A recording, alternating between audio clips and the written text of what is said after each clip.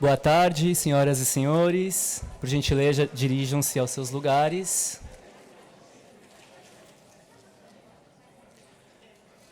Meu nome é Pedro Armelin, sou aluno do curso de mestrado em Políticas Públicas na Harvard Kennedy School. Dou as boas-vindas a todos e a todas. Agradeço sua presença. Gostaria de lembrá-los que o nosso painel está sendo transmitido ao vivo para todo o Brasil e o nosso painel também será gravado e disponibilizado online.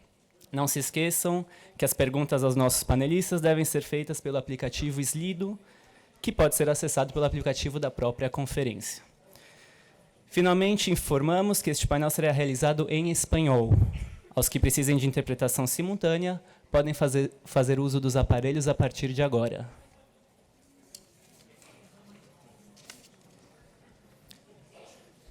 Les doy la bienvenida al panel Más Diplomacia, Brasil en Latinoamérica.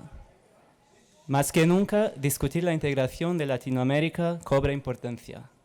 Los recientes cambios políticos reconfiguraron relaciones regionales, alteraron equilibrios diplomáticos y plantearon la necesidad de debatir el papel de Brasil en el continente.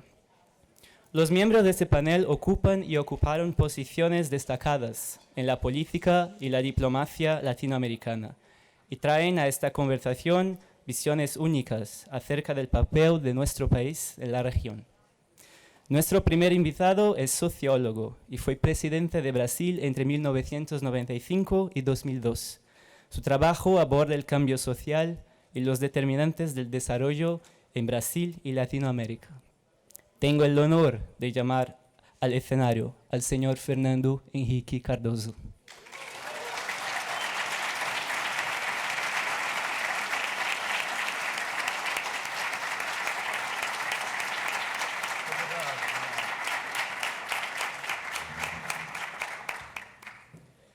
Nuestro segundo invitado fue presidente de Ecuador entre 1998 y 2000. Sus esfuerzos que llevaron al Tratado de Paz entre Perú y Ecuador le dieron una nominación al Premio Nobel de la Paz en 1999. Invitamos al escenario al señor Jamil Mawad.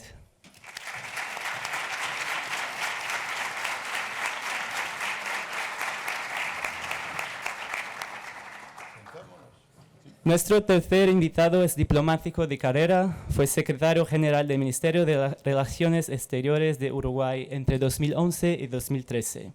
Fue también representante permanente de Uruguay ante las Naciones Unidas. Hoy es el jefe de gabinete del secretario general de la Organización de los Estados Americanos. Me gustaría llamar al escenario al señor Gonzalo Conque.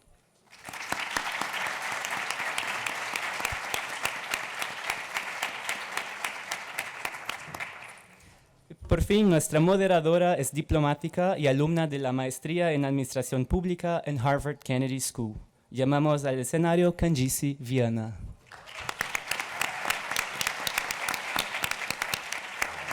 Esperamos que aprovechen esta charla. Muchísimas gracias. Muchas gracias y bienvenidos a este panel. Esta es la primera vez que la Brasil Conference trata de temas de política exterior y estamos muy contentos. Y yo creo que no hay mejor punto de partida que tratar de nuestra región, nuestra América Latina. Quisiera inicialmente traer dos puntos fundamentales para el debate de hoy. Solo 4% de los brasileños se identifican como latinoamericanos. Solo 4%. En otros países de la región, este porcentaje en promedio llega a los 40%. Esos son datos de una encuesta del Centro de Investigación y Docencia Económica de México.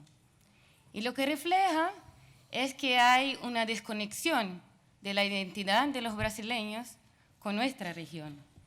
Y yo creo que hay razones muy claras para eso. Tenemos una historia distinta, hablamos un idioma distinto, tenemos referencias culturales distintas. Y claro, como un país de dimensiones continentales, estamos muy enfocados en nuestros temas internos. Por otro lado, los procesos políticos, económicos y sociales en la región están conectados realmente. Y Brasil es afectado por lo que pasa en los demás países y viceversa. Así que la integración latinoamericana es muy importante. Incluso está prevista en nuestra Constitución. Quisiera recordar el artículo 4 que dice: la República Federativa de Brasil buscará la integración económica, política, y social y cultural de los pueblos de América Latina, visando formación de una comunidad latinoamericana de naciones. ¿Cuáles son los desafíos de América Latina? ¿Cuál es nuestra visión para nuestra región? ¿Y cuál es el rol de Brasil en este contexto? Esas son algunas preguntas que quisiéramos traer para el debate de hoy. Y yo creo que para hacer esta reflexión no es suficiente tener la visión de Brasil, sino también contar con las perspectivas de otros países, de otros actores que están actuando en la región, para tener una mirada más completa. Por eso que es un honor estar con ilustres invitados, 3 líderes latinoamericanos con 3 trayectorias distintas y que nos pueden brindar 3 miradas distintas sobre este tema. Lamentablemente, el secretario general de la OEA, Luis Almagro, no pudo estar presente, pero está aquí representado por su jefe de gabinete, embajador Conque, que nos podrá brindar una mirada en conjunto de la región. Bueno, vamos a empezar por consideraciones iniciales de 7 minutos y luego pasamos a un tema para debate y después a las preguntas del público que se puede hacer por el EP. Bueno, sin más demora, paso la palabra al señor jefe de gabinete, el secretario general de la OEA, embajador Conque. Muchas gracias, Candice. Primero que nada, y de rigor, el agradecimiento a los organizadores y las felicitaciones por la exitosa convocatoria a lo largo de estas jornadas de la Conferencia Brasil 2019. Lo decías tú al inicio de tus palabras, el secretario general Almagro envía sus saludos, lamentablemente no pudo asistir como hubiera sido su deseo. Eso me pone a mí en una situación de tremendo honor, realmente, que es la de compartir panel con los presidentes Fernando Enrique Cardoso y Yamil Maguad, un privilegio que quiero reconocer. Y gracias nuevamente a los organizadores. En el contexto de la temática de la conferencia y de este panel vinculado básicamente a aspectos de diplomacia y de política regional, me gustaría enfocarme en un planteo que tenga que ver primero con una perspectiva hemisférico-institucional de lo que hace la Organización de los Estados Americanos. Necesariamente eso va a ser de forma somera por los 7 minutos a los que la señora moderadora hacía referencia. Luego hacer alguna breve mención al papel de Brasil a lo largo de la historia de la Organización de los Estados Americanos, para terminar llegando a la actualidad de la perspectiva hemisférica y de la situación regional con algunos de los temas que, como todos sabemos, en algunos casos para bien y en otros casos para mal, forman parte de la agenda que tratamos en la Organización de los Estados Americanos desde la Secretaría General en la actualidad. Como ustedes saben, la Organización de los Estados Americanos es el principal foro político del hemisferio. Data de 1948 con la Carta de Bogotá, pero su antecesor, la Unión Panamericana, data de finales del siglo XIX. En la Organización de los Estados Americanos están representados 34 países del hemisferio occidental, con un país que es un miembro no activo, que como todos sabemos es Cuba, y después capaz que podemos hablar un poco de eso. La Organización de los Estados Americanos trabaja en base a 4 pilares, que son la democracia, los derechos humanos, el desarrollo integral y la seguridad multidimensional. En el aspecto que tiene que ver con la democracia, evidentemente los instrumentos legales fundamentales están constituidos por la propia Carta de la OEA y por la Carta Democrática Interamericana del año 2001, en la que también seguramente tengamos a continuación oportunidad de profundizar un poco más. El pilar de los derechos humanos dentro de la Organización de los Estados Americanos está compuesto por el Sistema Interamericano de Derechos Humanos, de gran vigencia, de gran actualidad, pero a su vez con un pasado relevante en la historia de nuestra región, vale mencionar solo para mencionar, pero después también hablaremos más de la actualidad de este aspecto, de la famosa visita de la CIDH a Argentina durante los años de la dictadura. El Sistema Interamericano de Derechos Humanos realmente ha aportado mucho valor agregado en lo que tiene que ver con la promoción y defensa de los mismos en la región.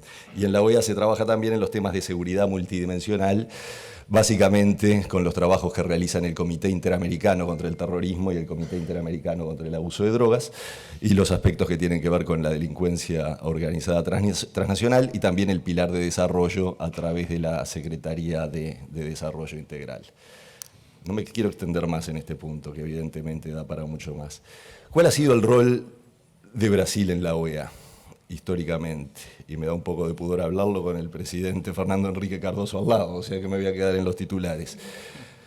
Brasil ha tenido, como corresponde al país de que se trata, una trayectoria de liderazgo y un rol importante, muy importante, en la Organización de los Estados Americanos y en todo lo que tiene que ver con la política hemisférica. Vale la pena recordar, Brasil fue anfitrión de 2 asambleas generales de la OEA, Brasilia y en el año 94 Belém do Pará.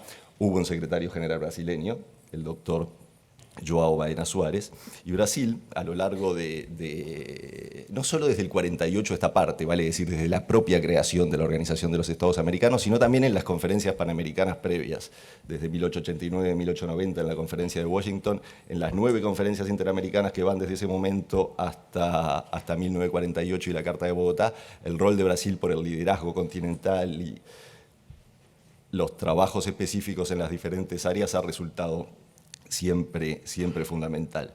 Voy a llegar también al rol de Brasil en la actualidad, en la agenda de la OEA, pero quiero hacerlo de modo escalonado para no perder el orden cronológico. Menciono algunos de los trabajos puntuales que realiza la Organización de los Estados Americanos para no quedarnos solo a nivel de los pilares, y en todos los cuales también Brasil ha venido jugando un papel y un rol en los últimos años.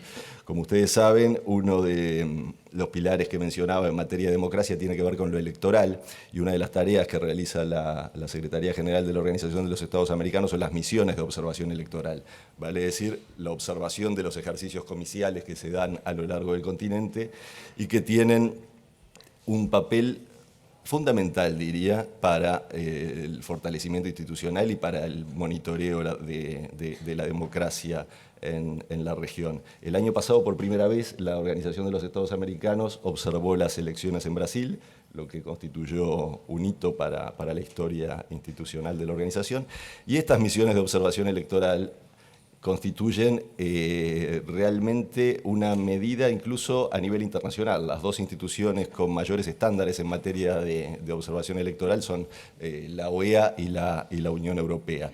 Este año tenemos, estoy apelando a un ejercicio de memoria, tendremos misión de observación electoral en Panamá en los próximos meses, creo que es en mayo, y tenemos misión de observación electoral en Guatemala, donde son también las elecciones presidenciales en el mes de junio. Hay más elecciones a lo largo del año, pero estas son las próximas en las que tendremos misiones de observación electoral. También la OEA trabaja en el tema de corrupción, que es un tema evidentemente central y prioritario en nuestro hemisferio y del que evidentemente hay que ocuparse. La OEA trabaja con el mecanismo anticorrupción a lo largo de toda la región y con el despliegue de misiones específicas en materia anticorrupción, como es el caso en Honduras de la misión contra la corrupción y la impunidad conocida como MAXI, y también trabajos, en el caso del posconflicto en Colombia tenemos el despliegue de la MAP OEA, la misión de apoyo al proceso de paz, que ya lleva 15 años y que ha venido cumpliendo un rol importante. Yo tenía que mirar a alguien que me iba a señalar el tiempo. 1 minuto, correcto. Llego a la actualidad. Que está compuesta por lo que estaba mencionando también. Evidentemente, los trabajos en Centroamérica en materia de seguridad, los trabajos en materia de anticorrupción, la MAP, la MAXI y las demás misiones que despliega la OEA a lo largo del hemisferio. Evidentemente, la organización, su secretario general Luis Almagro, los países integrantes del Consejo Permanente han estado trabajando y vienen trabajando de varios meses de esta parte en las crisis más serias que afectan al continente. Evidentemente, El caso de Venezuela forma parte de la agenda prioritaria de la Organización de los Estados Americanos. Estoy consciente de que forma parte también del módulo de las preguntas, pero quiero dejar planteado el titular.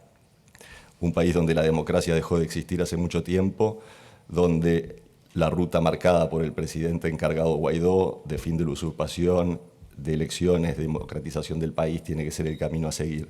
Pero el caso de Venezuela no es la única crisis de la que se ha venido ocupando la Organización de los Estados Americanos. Tenemos también la trágica situación que ha venido viviendo Nicaragua desde el 18 de abril del año pasado, con decenas de muertes, un tema en el que la organización está trabajando desde la Secretaría General. Es bien diferente la situación, por supuesto. En Nicaragua hay una mesa de conversación al día de hoy entre el gobierno y la Alianza Cívica, con la participación como testigo y acompañante del nuncio apostólico y de un representante del secretario general Almagro, el señor Rosadilla.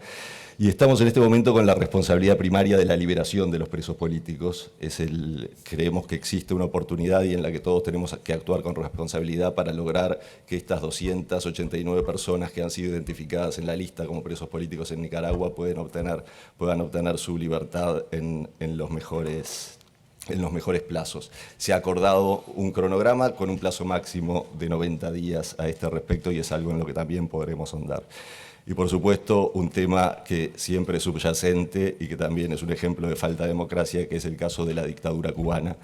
Lo dejo en el titular también, quiero cumplir con los 7 minutos y devolverle la palabra a la moderadora. Gracias, Candice.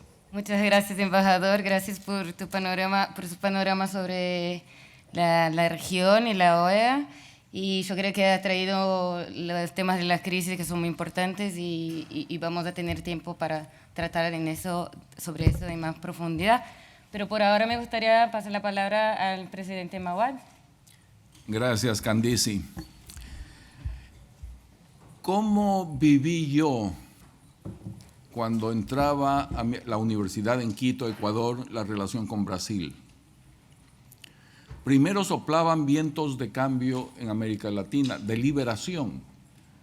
Teníamos la pedagogía de la liberación y el referente brasileño era Helder Câmara. Teníamos la pedagogía de la liberación y quienes usábamos métodos de Paulo Freire. Teníamos una explosión de la liberación de la novela latinoamericana, producíamos la mejor novela en el mundo. De hecho, tuvimos 3 premios Nobel en un corto periodo de tiempo, para Pablo Neruda, Miguel Ángel Asturias y luego Gabriel García Márquez. Teníamos ejemplos de liberación impresionante, como la integridad de Teresa Batista en la obra de Jorge Amado, y al mismo tiempo oíamos a Roberto Carlos, y yo quería que alguien creara un milagro en el mundo que me permitiera desde la sala de mi casa ver jugar a Pelé. Ese era en el mundo en el que nos vivíamos, en que nos movíamos en ese momento. América Latina había crecido 20 años seguidos a un promedio del 6% anual. Crecíamos más que nadie en el mundo, más que el mundo desarrollado, gracias a un sistema que fue encabezado por la CEPAL y por Raúl Prebisch, y el que se conocía entonces como la industrialización sustitutiva de importaciones. En 1969 pasaron 2 cosas que yo recuerdo muy bien. Primero, la aparición de un libro, Dependencia y Subdesarrollo en América Latina, escrito por Fernando Enrique Cardoso. Cuando yo leí ese libro, tuve la misma sensación que tuve cuando iba al oculista, que me preguntaban, ¿puede usted identificar esas letras en la pared? No, están borrosas, no entiendo bien. De pronto el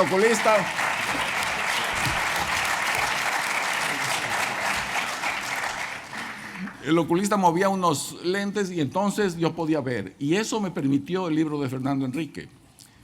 Primero, porque era una visión desde América Latina.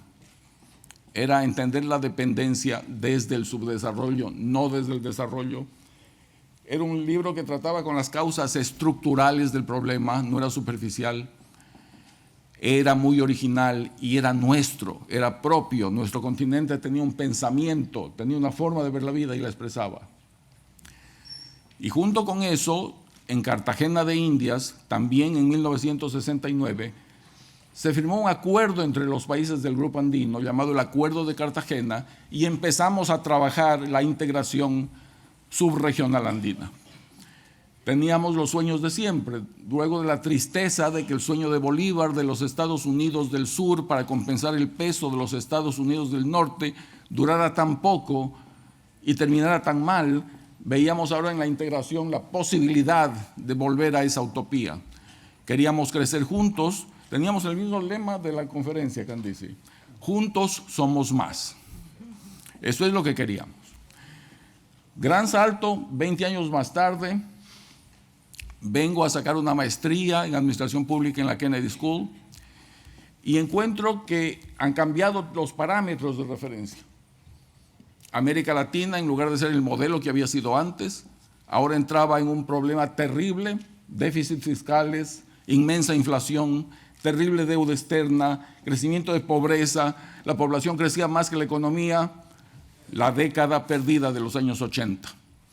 Y entonces aparece un nuevo modelo, que son los tigres asiáticos. Ya no hay que producir para el consumo interno, hay que producir para exportar al mundo. Cambian totalmente los referentes. Otro salto, 10 años más tarde, me eligen presidente del Ecuador y recibo una invitación del presidente de Brasil para visitar ese país. Y cuando me encuentro por primera vez con Fernando Henrique, le digo, hace unos años yo tenía la ilusión de ser un alumno tuyo o de tener tu autógrafo en alguno de los libros, y mira cómo va la vida, ahora los dos somos presidentes. Y Fernando Henrique me queda mirando, creo que observa este entusiasmo casi juvenil con el que le hablaba, y me dice, pero todavía te puedo dar el autógrafo.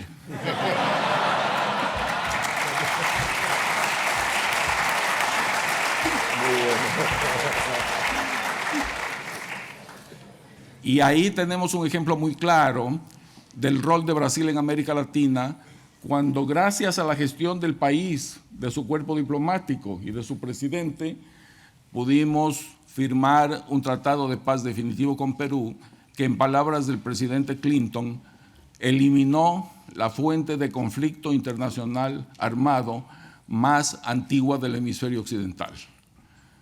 Esa imagen no se borra de mi mente, firmando en Brasilia con ese magnífico mural de Cándido Portinari en la sede de la Cancillería. Otro brinco más adelante, tenemos ya los problemas de la globalización, en donde vivimos la misma situación, Brasil con su inmenso tamaño y Ecuador con su pequeño tamaño. Los mercados internacionales cambian, tenemos la crisis rusa, la crisis de México, la crisis del este asiático y luego el efecto Samba. Y se nos cierran los mercados por todos lados. Y tenemos que tomar medidas durísimas para tratar de compensar eso. En Brasil fue el Plan Real. En Ecuador terminamos dolarizando la economía. Ambos esfuerzos, que yo diría lógicos, racionales, pero desesperados por tratar de solucionar un problema. Y ahora estamos aquí, 2019, con otros problemas, pero gracias a Dios, a pesar de todos los cambios, todavía tenemos a Roberto Carlos, a Pelé, que ayer tuiteó desde su hospital que está listo para volver a jugar, y a la brillantez, al compromiso íntegro y al sentido del humor de Fernando Henrique. Muchas gracias.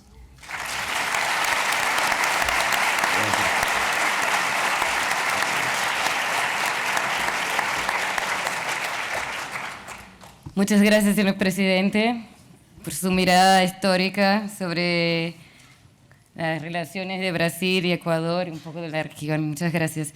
Pasamos ahora a las consideraciones del presidente Cardoso. Presidente, usted tiene la palabra. Bueno, buenas tardes a todos. Muchísimas gracias por la invitación, por el gusto de estar acá, de escucharlos. Agradezco muy especialmente lo que viene de terminar de decir el presidente Mauad. Exageró, por cierto. Pero es verdad lo que dijo. Yo creo que debería de dar también más bien un testigo personal, porque la gente que él me ha mencionado aquí, yo los conocía todos, sin excepción, y con algunos yo he convivido y trabajado juntos. Y lo que él describió es verdad. Comienzo por decir lo siguiente. Yo cuando estudiaba en São Paulo, los cursos míos eran impartidos en francés. Bueno, no tenía mucha idea de Latinoamérica. La vinculación de Brasil era con Estados Unidos, básicamente, la aspiración era con Europa. Y la realidad era con Latinoamérica, pero no lo sabíamos. Cuando yo fui para Europa alguna vez a estudiar en Francia, francés para mí era como si hablara portugués. Todavía el español no es igual. Se asemeja demasiado para que yo sepa si estoy hablando castellano o portugués. Nunca sé. Mientras que en francés sí se sabe que es otro idioma, pero era para mí normal. Bueno, donde yo empecé a descubrir Latinoamérica puede parecer un poco pedante, pero es verdad. Fue en París. Porque yo era educado con la visión europea, francesa, no sé cuándo, desde niño tuve un curso de español en el gimnasio, pero no sabía. Y de pronto me doy cuenta de lo siguiente, los que hablaban allá francés, los hispanohablantes, tienen más dificultad para hablar francés que nosotros brasileños. De igual modo, tenemos más facilidad para hablar español que viceversa. La razón es sencilla, que tenemos más fonemas, nos resulta más fácil. Pero entonces nosotros, brasileños, que estaban ahí en París, creíamos que era un poco ridículo el modo como hablaban los hispanohablantes. Los bubulé, no hablaban de bubulé. Bueno, pero en verdad me di cuenta de que mis amigos, casi todos, eran hispanohablantes. Que en la cultura mía, yo no sabía, pero era latinoamericana. El gusto del humor, el modo de relacionarse era más a gusto con los hermanos latinoamericanos que con los franceses, que son más formales, más creídos, más difíciles. Entonces, nos dimos cuenta que yo me di cuenta que había una cierta realidad. Bueno, esos son cuentos que no tienen mucho que ver con la historia de Latinoamérica, pero la verdad es que Brasil tomó cierto tiempo para darse cuenta de que estaba asentada en su territorio. Quizás la señora que está aquí nos presidindo, que es austera y que comanda, es diplomata también, diplomática, y sabe que allá, en la tradición de Itamaraty, el gran patrono se llama Río Branco. Como los brasileños han sido una monarquía, el tipo era varón, además, ¿no? Ahí nos referimos a él como el varón de Río Branco. Y el señor que lanzó las líneas fundamentales de la visión diplomática brasileña decía lo siguiente, más o menos, perdóname, decía más o menos lo siguiente: tenemos que mantener buenas relaciones con Estados Unidos para ocuparnos del Río de la Plata. Porque durante todo el periodo monárquico en Brasil, la cuestión brasileña era la cuestión del Río de la Plata. Uruguay, Argentina, Paraguay, peleamos con Paraguay, teníamos que equilibrarnos, y era necesario un cierto equilibrio con Estados Unidos. Pero en eso terminaba nuestra visión de América Latina, más mirando al sur y después al norte, a Estados Unidos. Y así fue por mucho tiempo. No es necesario describir, porque ya lo hizo muy bien el presidente Mauad, pero la verdad es que a cierta altura los países empezaron a tratar de ajustarse a un cambio que se procesaba en el panorama internacional. Fue cuando descubrimos el tema del desarrollo y subdesarrollo. El desarrollo era nuestra pasión. Había que hacer con que un país tan grande como Brasil, además de grande, fuera desarrollado. Quiere decir, tuviese una base, entonces, económica. La base anterior era exportadora, agroexportadora, y en ciertos países mineradora y exportadora. Teníamos que hacer la industrialización. Esa fue la pasión. Y eso se daba al comienzo bajo un régimen político autoritario, en el caso brasileño, de Vargas, Argentina, de Perón. Y la verdad es que la intelectualidad se preocupaba más con el tema del desarrollo que con los temas políticos, a pesar de que sufrimos las consecuencias de una situación de hecho, que era una situación de regímenes fuertes, que por consecuencia no les gustaba mucho a los intelectuales. Pero estábamos todos apasionados por la cuestión del crecimiento y la CEPAL fue fundamental en la concepción de que, primero, que había una unidad latinoamericana. Segundo, que había que participar de una visión común, que era una visión desarrollista, lo cual quiere decir que la industrialización, la formación de capitales locales primaba sobre todo lo demás. O sea, incluso a tradição nuestra, que era agrícola, mineradora e exportadora, teria que volver-se hacia a industrialização, hacia adentro, fazer crescimento, não sei quanto, e lo hicimos, de uma maneira ou de outra, alguns países mais, outros menos, mas se foram desenvolvendo.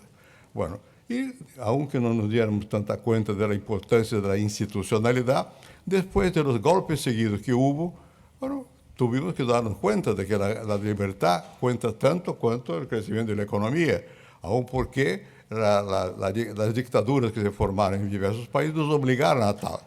Bueno, nos obligaron a tal y en verdad fue cuando, en el caso mío, no voy a entrar en detalles, no es el caso, fui para Chile. Bueno, fui para Chile porque ahí había un señor que se llamaba Medina Echevarría, un sociólogo español, que trabajaba en la CEPAL, y yo había escrito un trabajo, un texto para la reunión de Punta del Este sobre los empresarios. En alemán se dice los Unternehmer.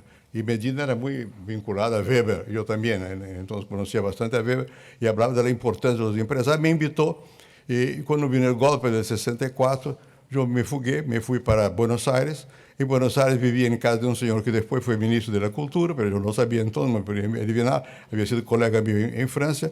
Y de ahí me invitaron a la CEPAL y llegué a la CEPAL. La CEPAL para mí fue la descubierta de América Latina, en verdad. Este libro que usted ha mencionado tan generosamente, que lo escribí con un chileno, que se llama Enzo Faleto, que ya se murió. Este libro, en verdad, fue el choque cultural nuestro. Y había una conversación con Raúl Prebisch.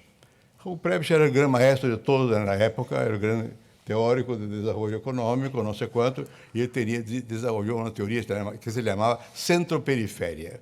La descubierta de que había países dependientes y países más independientes, unos que tenían acumulación propia de capital, una base tecnológica, no sé cuánto. Y Prebisch había sido presidente del Banco Central de Argentina y escribió un libro sobre Keynes, conocía teoría económica. Y propuso unas categorías, y además de proponer categorías, que son cosas importantes para la academia, organizó en la CEPAL un núcleo que permitió una cierta fraternidad entre los tecnócratas latinoamericanos, que han sido ministros de planeación, ministros de finanzas, etc., todos con la misma visión, la misma formación que se debió a esa concepción de la CEPAL, que se llamó de estructuralista.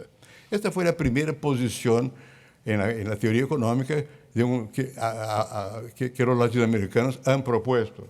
Una teoría de desarrollo basada en una consideración de los cambios estructurales necesarios para que hubiera una integración mayor al comercio internacional, y eso fue Prebisch quien propuso.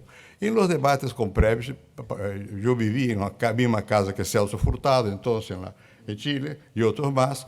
Bueno, compartimos mucha visión y discutimos mucho, ¿sí? Y la verdad es que nosotros estábamos mucho más interesados, yo, en decir lo siguiente: muy bien, hay una disparidad muy grande entre los países centrales y los periféricos en lo que hace la acumulación de capitales. Pero los capitales no existen como una abstracción. Ellos son el resultado de acción concreta de grupos sociales. Y esos grupos sociales tienen diferentes perspectivas según la economía esté integrada al mundo por medio de la exportación de agrícola con control nacional de los medios de producción, o la importación de minerales con control internacional de los medios de producción. Y además algunos países, México, Argentina, Brasil, ya se estaban desarrollando. Ya había una presencia más fuerte de la economía, en la economía nacional, de los capitales que nacieron más en el campo, pero que se volvieron para el sistema industrial urbano con la intermediación de los bancos. Y, sin embargo, tenemos una cierta relación distinta en cuanto a nuestros vínculos con los países centrales. Entonces describimos los diferentes tipos de vinculación, vinculándolos no solamente a los capitales, sino que a las formaciones sociales, a las clases, al juego político. Entonces, eso fue la primera visión que nosotros tuvimos, yo tuve, y otros, porque otros tuvieron otras, etcétera, sobre la cuestión de América Latina. Bueno, de ahí hay que saltar, y yo no voy a saltar porque ella me miró con una mirada. Las mujeres cuando miran yo tengo miedo. A esa altura de la vida lo que más tengo miedo son las mujeres, tienen terror. Si me miro entonces me voy. Gracias, señor presidente, gracias. Después elaboro lo final.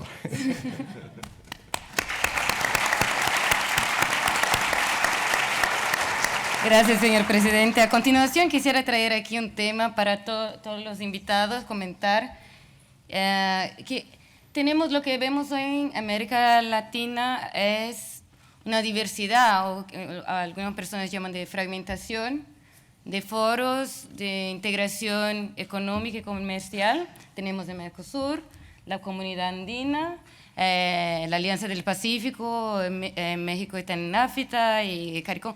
En fin, una diversidad de foros de integración y también de una diversidad de foros de cooperación política, ¿no? Con la OEA y la CELAC, y tenemos la UNASUR, y hace un par de semanas, más o menos, 8 países de América del Sur firmaron un documento para el lanzamiento del Foro para el Progreso de América del Sur, el PROSUR.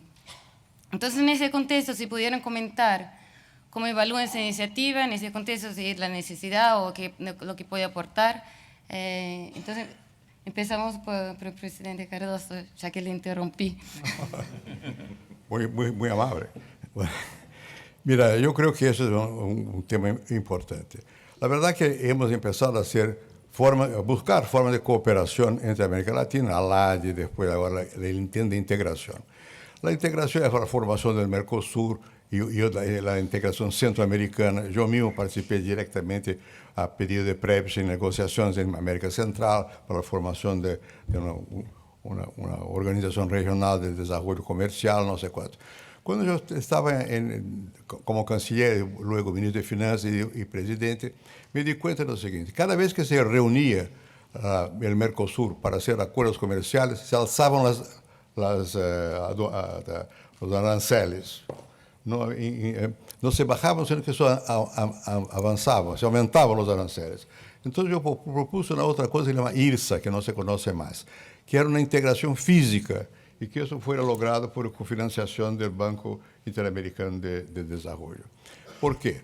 Hicimos entonces en el año 2001 el primer encuentro de los presidentes de América del Sur. Y ahí empezamos a distinguir un poco. Una cuestión es pensar América Latina, pero quien está comandando algún país tiene que ver cuáles son los que tienen más cercano así visiones en común. Y hay la integración física, como se dice en Europa, antes de la integración de la Comunidad Europea, se hizo la integración de la cuenca del Ruhr. Yo digo, aquí hay que hacer algo semejante, una integración vial, una integración de electricidad, una integración de gas, y lo hicimos en grandes partes. Hicimos un acuerdo con Bolivia, que nos dio el gas a Brasil. Hicimos acuerdos con Argentina y con Uruguay, que permitió la comunicación de las líneas de transmisión de energía eléctrica. Y un acuerdo con Venezuela. Ya era Chávez entonces. Por eso sale a mi foto cada vez con Chávez y Fidel Castro. Porque fue la inauguración de la línea. Yo no sabía que Fidel estaba ahí. Bueno, una inauguración porque el norte de Brasil, la electricidad viene del Guri, que es de Venezuela. Entonces hubo un momento en que esos acuerdos avanzaron mucho. Ahora, lo que se propone es otra vez volver a una idea concreta de estos países que pueden jugar un cierto rol político, ahora sí, en el avance de la democracia en América Latina. De ahí la formación ahora de UNASUR.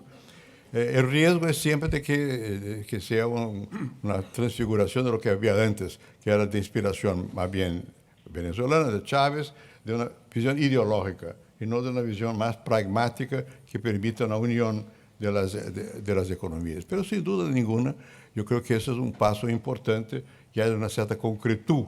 Cuando hicimos la reunión de 2001 en Brasilia, fue un problema porque los mexicanos no quedaron muy contentos. Yo invité al México para que estuviera presente, para que viera. Mira, lo que pasa es que México está muy lejos de Brasil. Y mientras que los demás están aquí al lado, es más fácil buscar una base de integración estructural por ahí. Bueno, solo que aquí, ya mencionó Mawad, el mundo ha cambiado mucho con la globalización. ¿No? La globalización que se empieza a verse con más claridad en fines del siglo pasado y que hoy día es una realidad, ya involucra otros tipos de integración más complejos y en los cuales los países como Brasil tienen que pensar muchas veces lo que van a hacer, porque el mundo está, por razones tecnológicas, muy vinculados unos países a otros. Ya no se puede más pensar en una integración meramente de una región. La integración es más global. Y nadie está ciego. Todos estamos viendo que en este momento hay una pelea fuerte tecnológica entre China y Estados Unidos para ver quién avanza más en la parte científica, tecnológica, no sé cuánto, que nos va a afectar también. Entonces yo creo que el tema en la actualidad es de cómo vamos a repensar todos esos acuerdos nuestros en un mundo que está más integrado que lo que pareciera a nosotros en el pasado. Sí, muchas gracias. Quisiera escuchar la opinión del presidente Mabat. Gracias. Cuando Candice nos enumeraba la cantidad de instrumentos de integración que existen, y eso que solo mencionó a los que sobreviven, me acuerdo cuando Fernando Henrique decía que Brasil era un cementerio de planes antiinflacionarios, uno tras otro, hasta que por fin el plan real logró cuajar. Una cosa similar en América Latina. ¿Por qué hemos tenido tantas dificultades? Primero, yo creo que las integraciones fronterizas han funcionado bastante bien. Nos conocemos, fácil moverse, fácil comunicarse, sabemos en qué somos complementarios, no hay dificultad. Cuando queremos una integración industrial es más difícil, porque lamentablemente nuestros procesos de integración nacen hipotecados. Tenemos una industria local que funciona, a la cual hay que proteger, y entonces si cada país hace lo mismo, entramos en dificultades. Algo hemos hecho, pero es muy complicado. Y luego la globalización. Piensen por favor que antes la idea es que un país solo era factible para desarrollarse si tenía un gran tamaño, lo cual le daba recursos de todo tipo y puertos para comunicarse con el mundo, y una gran población porque producíamos para vender dentro.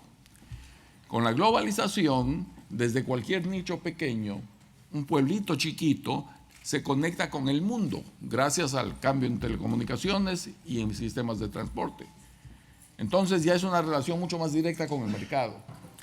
Ese cambio, sin duda, nos pone a cuestionar los sistemas anteriores. Y yo encuentro 3 dificultades en lo que nos ha pasado. Primero, como lo describió Fernando Henrique, había un marco que nos permitía sentarnos en una mesa, personas que pensábamos muy diferente. Íbamos allá a defender nuestros puntos de vista, pero no íbamos a adoctrinar, no íbamos a convertir a los demás, no íbamos a ideologizar, no íbamos a decir esta es la línea correcta y todo lo demás está equivocado. Eso no había. Segundo, la rigidez. Este mundo se mueve a una velocidad y con una flexibilidad impresionante. Y a veces los procesos de integración son tan difíciles y tan lentos como querer hacer virar un portaaviones. Entonces no calzamos con lo que el mundo pide y la forma en que procedemos. Y lo tercero, lo que yo llamo los conflictos entre las múltiples lealtades. Estamos en varios organismos al mismo tiempo. Un organismo dice hay que bajar aranceles para combatir en el mundo, abrir la economía. Otro dice hay que proteger la economía. Uno dice debemos tratar a los países de la región con aranceles preferenciales. Otro dice no, porque eso les da un mercado cautivo y los permite abusar, etc. Yo creo que esos 3 problemas derivados de la globalización, la rigidez, la ideologización y el conflicto de lealtades nos están afectando ahora. Muchas gracias, presidente. Embajador Conque. Gracias, Candice. Sí, en el mismo sentido que los presidentes, vale decir, la integración regional evidentemente en nuestra zona del mundo es primordial, es fundamental y es necesaria. A ver, yo soy uruguayo, vengo de un país muy chico que efectivamente sin una integración que permita el acceso a un mercado ampliado tiene muy compleja hasta su viabilidad económica. Pero también en ese mismo sentido, lo pondría tal vez en 1, 2 o 3 planos. Por un lado, sí, durante muchos años tuvimos este fenómeno de las múltiples pertenencias al que hacía referencia el presidente Mahuad y que a la vez que enriquece problematiza mucho, como él señalaba, problematiza las lealtades, problematiza las prioridades y problematiza las agendas. Por otro lado, el riesgo del escoramiento ideológico que ha llevado a la desaparición o virtual desaparición de varios esquemas que se fueron quedando sin combustible, solo para mencionar dos en los últimos años.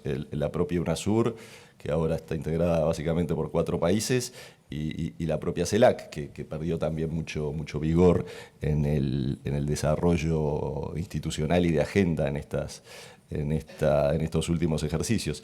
Por otro lado, todo aquel ejercicio de cooperación internacional dentro de nuestra región que tenga por finalidad la integración y que por supuesto esté anclado no en lo ideológico, sino en los valores referenciales que tenemos que tener en la región, porque además son obligatorios en la región jurídicamente, que es democracia y derechos humanos, todo ello es válido y es valedero y entendemos un camino de cooperación para la cual la propia OEA tiene un andamiaje institucional desde el cual puede siempre prestar asistencia y cooperar, pero en particular sí, destacar siempre las virtudes de la cooperación entre los países cuando estén en torno a estos principios y valores fundamentales que tenemos en la región. Gracias, Candice. Gracias, embajador. Bueno, yo creo que el público está muy interesado en entender un poco más de cómo actuar en las crisis de la región, en Venezuela. Yo creo que no podemos dejar de tratar este tema.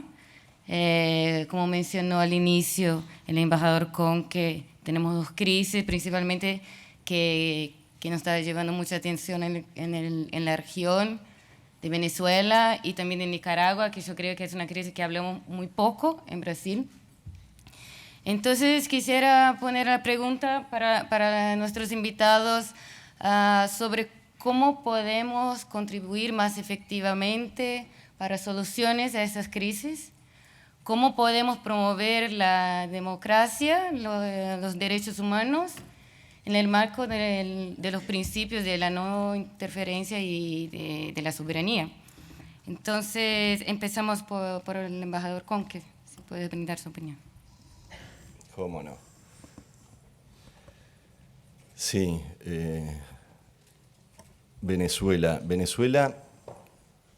a empezar por Nicaragua. Nicaragua, como comentaba al principio, ha sido muy trágico lo que ha sucedido en Nicaragua desde el 18 de abril del año pasado hasta aquí. Más de 300 muertos, presos políticos también por centenas, gente que tuvo que salir del país por 50.000 nicaragüenses en Costa Rica en condiciones muy difíciles, muy complicadas, y no porque Costa Rica no ayude, que Costa Rica sí que ayuda, sino porque realmente 50.000 personas que tienen que salir sin nada del país tienen una situación muy difícil. ¿Cómo estábamos viendo lo que está pasando en Nicaragua ahora? Se está dando esta ronda de conversaciones entre el gobierno y la Alianza Cívica, en la cual invitaron al principio como invitado a un representante de la Secretaría General de la OEA y al Nuncio Apostólico, y luego a ser testigos y acompañantes de las mesas en las que se está trabajando. En algunos temas se ha avanzado y por eso creo que es importante aferrarnos con compromiso a la oportunidad de poder lograr la liberación de los presos políticos. Se acordó, creo que lo mencioné antes, un cronograma en el cual en un lapso máximo de 90 días todos los presos políticos serán liberados y todas aquellas personas imputadas, vale decir que tuvieron que salir del país por estar imputados o que a lo mejor están escondidas, verán cerradas sus causas y podrán reincorporarse a la vida del país. Ese es un avance que hay, pero que está en el papel. Necesitamos que se concreten los hechos efectivamente, porque es como se prueban las cosas. Ayer fue la liberación de 50 de estos presos políticos, fue casa por cárcel. Es un avance, no es todo lo que se requiere y no es lo que está en el acuerdo. Se requiere que esta gente pueda volver a tener su plena libertad. Pero decía, tenemos que ser muy responsables en estos momentos para trabajar para lograr la liberación de toda esta gente que aún está detenida y que es la que más sufre en el caso de Nicaragua. No estoy diciendo que más allá de esto no falte hacer mucho trabajo, falta hacer muchísimo trabajo en verdad, justicia, reparación, no repetición, falta que vuelva a ingresar al país el Sistema Interamericano de Derechos Humanos, en particular con el MECENI, que es el mecanismo de seguimiento para Nicaragua.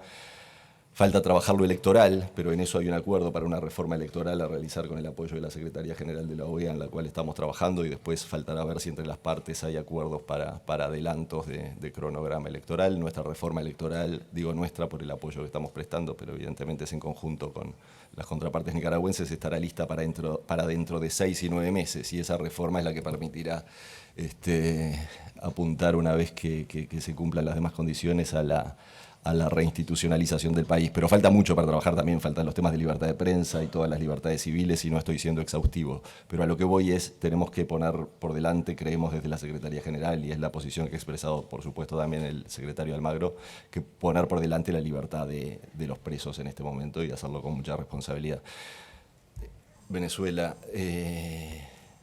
a ver, las descripciones sobre Venezuela abundan. Venezuela es un país donde el Estado de Derecho dejó de existir, es una dictadura donde la democracia no existe, pero ahora hay un camino para la recuperación de la democracia en el país, que es el que ha pautado el presidente Guaidó, que vale siempre repetirlo, no es un presidente autoproclamado, es presidente porque así lo dispone la Constitución del país, que cuando en la fecha en que un presidente tiene que asumir, si no existe un presidente electo, la presidencia va a el presidente de la Asamblea Nacional, que en este caso es Juan Guaidó, como tal queda como presidente encargado de modo constitucional del país. Él ha trazado una ruta que es la ruta del cese de la usurpación, de las elecciones libres y de la redemocratización del país. ¿Es un trabajo difícil y una ruta difícil? Sí, lo es. Es muy difícil porque los dictadores se aferran al poder, y ese es un fenómeno común a las dictaduras. No solo pasa en el caso venezolano, ha pasado en muchos otros casos, si no sería fácil deshacerse de los dictadores, pero en este caso es un problema aún peor, porque se trata de una dictadura que no maneja básicamente variables políticas, sino que está anclada en variables criminales, y está anclada en variables que tienen que ver con el narcotráfico, y está anclada en variables que tienen que ver con los contactos con grupos de crimen organizado, con lo cual sí resulta particularmente difícil, pero desde la Organización de los Estados Americanos y desde la región y todos los demócratas del continente tenemos que seguir trabajando por restablecer la democracia para el país, que además de todo, y en este caso sí que no estoy siendo exhaustivo porque se podría seguir hablando mucho más allá de lo que el tiempo lo permite, pero que además de todo se ha convertido en un problema para la paz y la seguridad de la región. En muchos sentidos, en lo que tiene que ver con los nexos y la implicación directa de grupos criminales en el seno del poder, pero en lo que tiene que ver también, por ejemplo, con la difusión de enfermedades, en lo que tiene que ver con las olas migratorias que han generado. Ya uno empieza, incluso los organismos que tienen que seguir las estadísticas empiezan a perder la cuenta de la cifra. Hablábamos de 3 millones de venezolanos hace pocos meses, ahora estamos hablando de 3.4 millones de venezolanos que han tenido que salir o por razones políticas o por el descalabro absoluto de la economía y el colapso del país. Los países de la región han sido particularmente generosos, ni que hablar Colombia, ni que hablar Perú, ni que hablar Ecuador, por supuesto Brasil, en particular en la región de Roraima y Boavista, pero se trata de una emergencia migratoria y se trata de lo que sucede cuando en una región como la nuestra se instala un régimen con estas características, ante el cual de todas las maneras los demócratas del continente tenemos que seguir trabajando para lograr excluir, ponerle fin y lograr recuperar la democracia y la vigencia de los derechos humanos en el país. Y se puede seguir y seguir. Sí, gracias. Yo creo que usted y el secretario general de la OEA han sido muy vocales y muy activos en estos temas, entonces agradezco por traer aquí a la perspectiva del secretario general. Quisiéramos escuchar al presidente Cardoso. ¿Sobre qué? ¿Cómo actuar en esta crisis de Venezuela? Sí. Antes de hablar de la crisis de Venezuela, lo que sea, mira, el que está en juego en el mundo hoy es realmente una pelea grande sobre la tecnología y los nuevos inventos y lo que hace al modo de organizar la producción y la defensa y la guerra. Eso es lo que está por detrás de todo, ¿no? Y no hay que olvidarse que hay una pelea, una rivalidad ahora, en ese momento, entre Estados Unidos y China. Nosotros vivimos un momento en que hubo una especie de puesta al margen de ese conflicto, gracias a, por una parte, Kissinger y Nixon, que fueron a China, Y luego las teorías de Deng Xiaoping sobre el socialismo armonioso y cómo escapar, evitar la trampa de Tucídides, o sea, cómo evitar que una nación, para que prevalezca su interés, pues entre en guerra con la otra nación. No está muy claro lo que va a pasar en el futuro. No está muy claro ni siquiera la cuestión tecnológica, cómo será el mundo del futuro, y menos todavía cuál va a ser el equilibrio entre los poderes. Eso está en juego. Y cuando se trata de Venezuela o de Nicaragua, eso también está en juego. Y la política brasileña tiene que darse cuenta de esta cuestión y saber jugar, la brasileña y de cada país, con esas variables reales que ahí están. La experiencia histórica nos ha demostrado que la solución para las crisis como lo de Venezuela, que son dramáticas porque son crisis de la democracia, de libertad, no sé cuánto, cuando se dan con la presión militar desde afuera, no dan resultado muy positivo o cuestan mucho tiempo para darles.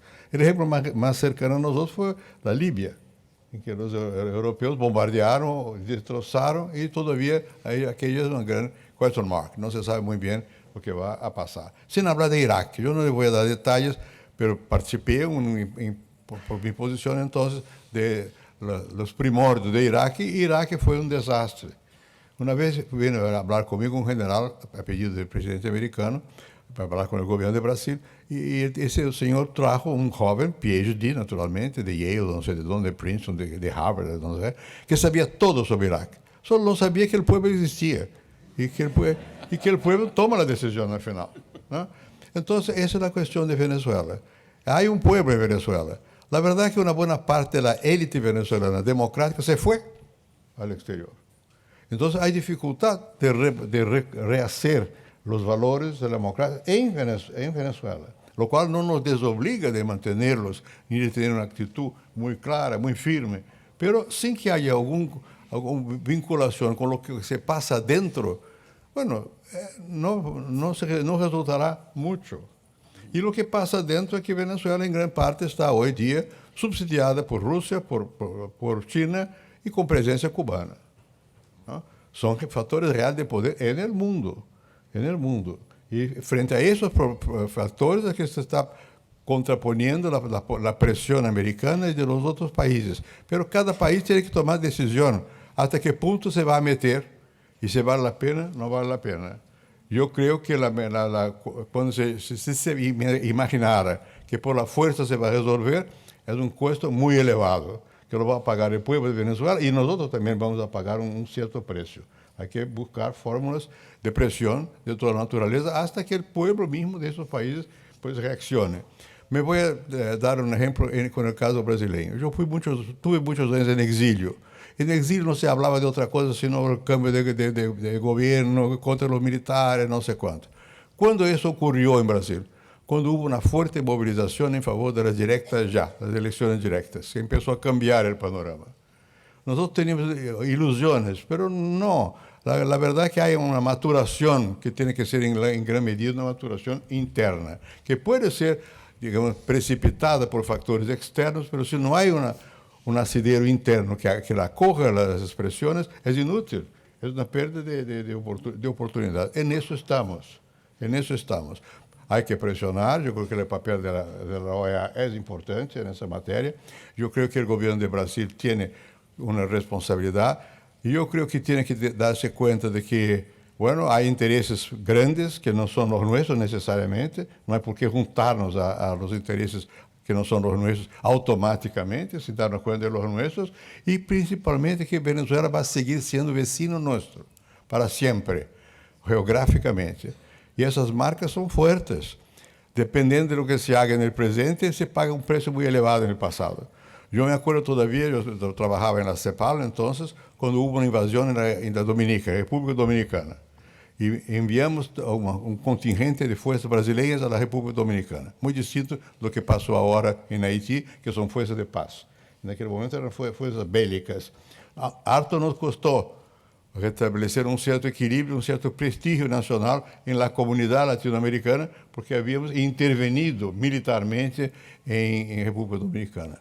No creo que sea el mejor camino de una intervención militar en Venezuela. Creo que hay que buscar insistir mucho en las otras peleas y no olvidarnos simultáneamente de lo que está en juego. No es solo el equilibrio de fuerzas en abstracto de los grandes poderes, de los poderes medios también, y todo eso depende mucho de nuestra capacidad de ciencia y tecnología. Yo creo que ese es un factor clave y que si uno mira lo que pasó con la historia de nuestros países, ve que en los momentos que hemos sido más capaces de avanzar, fueron los momentos que logramos articular la ciencia y la tecnología con la producción y con la vida, con la sociedad. Hacer con que exista una continuidad en eso. Y en este momento creo que estamos sin saber muy bien qué va a ser el futuro, pero el futuro está ahí. Y es un futuro que no es garantizado que sea un futuro de prosperidad para todos. La cuestión del empleo va a ser un problema serio en el mundo, lo cual no significa que no se lo pueda resolver, pero sí que la gente se adelanta y tiene miedo. Mira lo que está pasando en Francia. No tienen conciencia, pero tienen en gran parte miedo de la globalización porque ella también involucra un cambio, mejor, el resultado de un cambio tecnológico también muy fuerte y que no genera empleos. Bueno, no sabemos cómo resolver ese problema y tendríamos que pensarlo. Y en el caso de América Latina, aunque Venezuela esté al margen de esa gran cuestión, en parte está vinculada al equilibrio de fuerzas en el mundo. Y tenemos que darnos cuenta de esa situación para, al proponer la democracia, luchar por valores, no caemos en la ilusión de que esos valores se pueden hacer solamente porque son buenos. Se hace cuando el pueblo los asume como tales. Entonces, nuestra misión, yo creo, de seguir conversando con los venezolanos para que se den cuenta de esto. Pero termino diciendo lo siguiente. Yo conocí mucho a Chávez. Era un tipo impulsivo. Y cada vez que me llamaba mi maestro, yo le decía, por favor, bajito nomás, bajito nomás. Bueno, pero Chávez era un tipo que tenía una visión que progresó mucho en América Latina, que fue la visión bolivariana. No se sabe lo que es eso. Un socialismo del futuro, no se sabe lo que es eso. Pero tenía capacidad de hablar, dejó. Quien lo sucedió no tiene más esa capacidad. Entonces Venezuela es un país un poco a la deriva también, un poco perdido en cuanto a para qué dirección va a marchar. Y de alguna manera el continente nuestro, digo, latinoamericano, está un poco también así, sin tener, voy a utilizar la expresión de un libro que escribió un chileno que lo leía en el avión ahora, que se llama El sueño chino. Y esta mañana yo tuve una conversación con Mangabeira Unger, que es profesor aquí de Faculty of Law, y estamos conversando sobre esa cuestión. Hay que buscar otra vez, ¿cuál es el sueño latinoamericano? ¿Hay un sueño común? ¿Podemos tener alguna visión que nos motive, que nos lleve hacia alguna dirección? Si hay, bueno, hay que ponerle de manifiesto, hay que buscar ese sueño, porque la gente no se mueve solo por el bolsillo, se mueve también por el corazón, por el sentimiento. Y en ese momento da la sensación de que hay una especie de pérdida de un sentimiento de que tenemos algo en común que se puede hacer y que va a resultar en favor de la mayoría. Entonces, el momento de la universidad volver a pensar que grande, qué es lo que es grande en un mundo que está interligado con fuerzas que nosotros no sabemos hacia dónde van.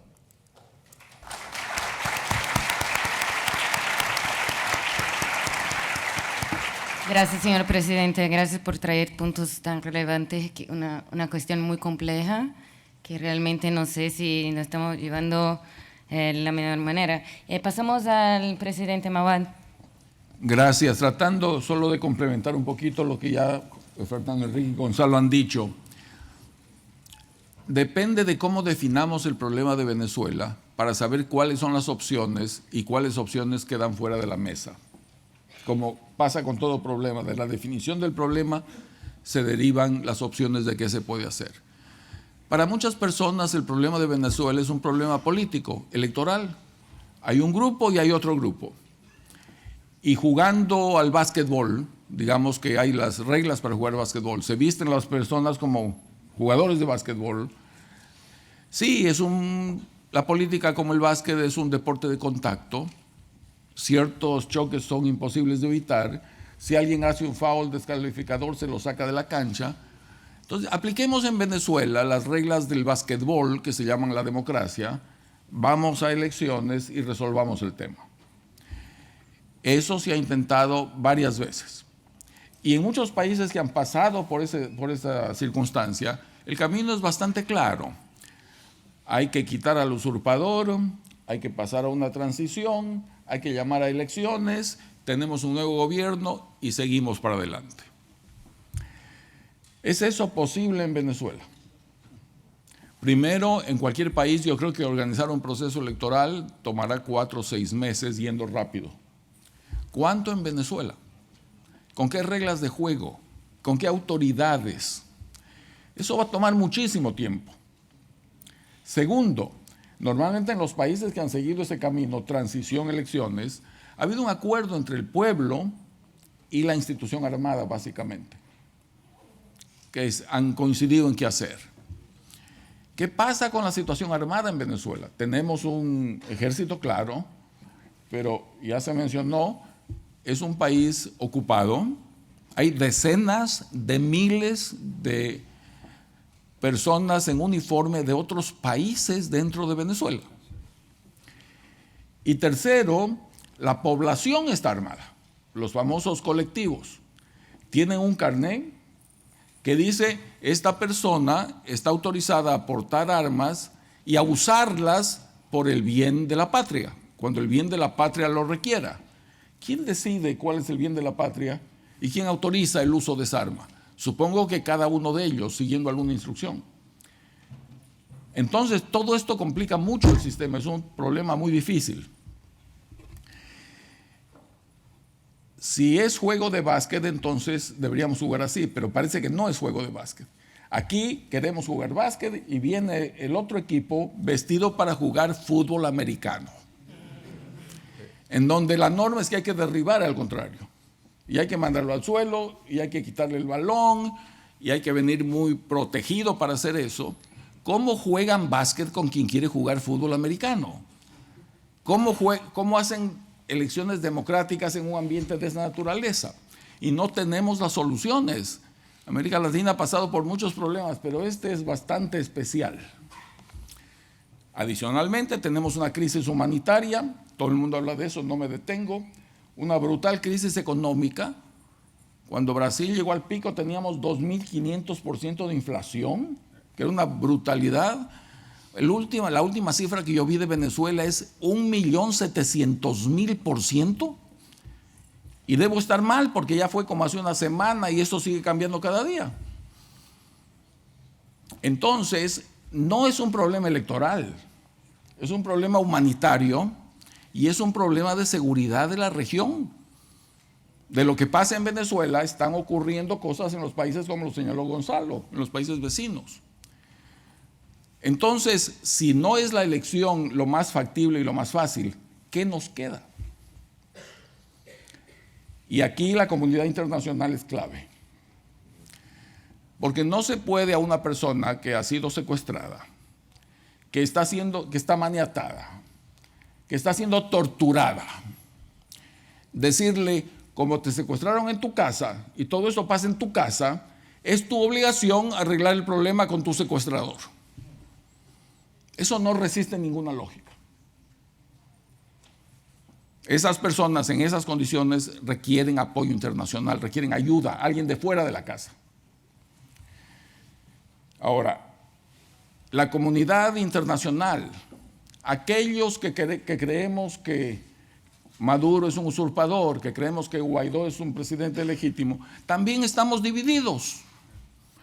Tenemos en un extremo el presidente americano que dice ninguna opción está fuera de la mesa, que significa el uso de la fuerza puede ser considerado. Al otro extremo, tal vez la Unión Europea diciendo esto solo sale por diálogo. Pero mientras tanto, la gente sigue muriendo, la gente se cansa, la gente se agota, los líderes se desprestigian, no solucionan los problemas. Eso es muy grave. Y en la mitad todo lo demás. Vamos a fondo con Estados Unidos, vamos a fondo sin Estados Unidos, Grupo de Lima, etc. Entonces, todas las opciones están ahí, pero el problema no se soluciona. Yo cierro con una reflexión final. América Latina tiene el récord en el mundo de ser el continente que más problemas ha resuelto dialogando.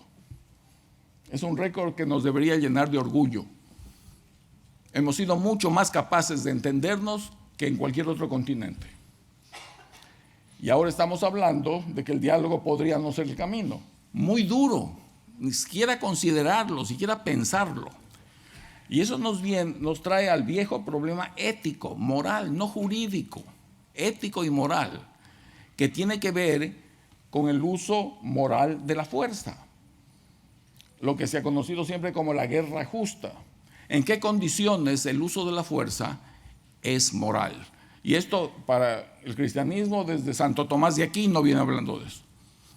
Entonces, solamente cito los 5 requisitos que parecen claves para que ustedes los analicen. Primero, tiene que ser decidido por autoridad legítima. ¿Quién es la autoridad legítima? Naciones Unidas, Consejo de Seguridad. Pregunta provocadora: ¿podría la OEA, en un caso de América Latina, ser una autoridad legítima bajo ciertas circunstancias o nunca lo va a ser? Segundo elemento, causa justa. ¿Es esta una causa justa? Creo que sí. Tercero, medios justos. No se puede hacer cualquier cosa. Tiene que usarse la proporcionalidad, solo lo necesario para corregir el problema, no más allá. ¿Quién define eso? ¿Quién lo sabe? ¿Con qué criterios? Cuarto, tiene que ser el recurso, el último recurso. Ya cuando no haya nada más que hacer, se puede ir allá. ¿Están agotados todos los caminos ya en Venezuela? Todavía hay esperanza, hay que esperar un poco más. Y por último, lo planteaba Fernando Enrique, ¿cuál es la posibilidad, la expectativa racional de éxito? Que no terminemos con un remedio que es peor que la enfermedad, que es lo que ha pasado en tantos países. Porque tomar la decisión de entrar es fácil, después no sabemos bien cómo salir y todo el problema y los costos humanos en la mitad, alguien los acaba pagando. Entonces, con esas preguntas yo quiero dejarlos porque no tenemos las soluciones, pero por ahí también creo que hay que pensar. Muy bien. Muy bien.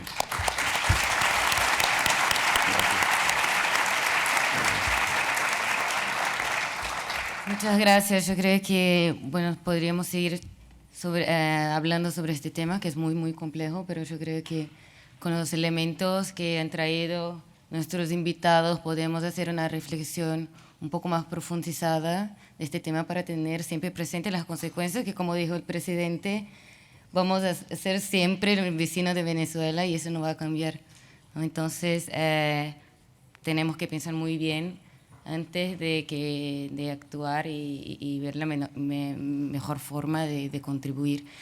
Desafortunadamente el tiempo no nos permite que sigamos este debate, pero antes de finalizar quisiera dar la oportunidad a nuestros invitados de dejar un mensaje a nuestro público en una sola frase, por favor. Desafío, ¿no? A ver, una sola frase. Déjame decir 2, una para agradecer de nuevo a los organizadores y el honor de haber estado en este panel. Y la bondad de organizar actividades como estas y de que creo que tenemos que seguir trabajando en la región y en el continente para tener por sobre todas las cosas un continente libre de dictaduras y donde tengan plena vigencia las libertades y los derechos humanos. Muchas gracias.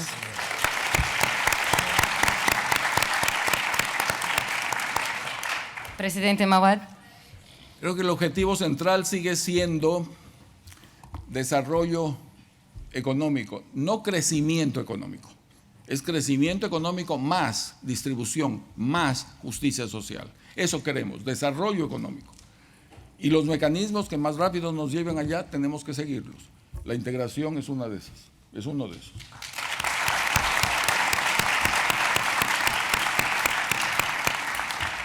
Presidente Cardoso. Bueno, a mí me gusta Twitter. Entonces, tres palabras. Paz, más crecimiento, más desarrollo económico y más igualdad.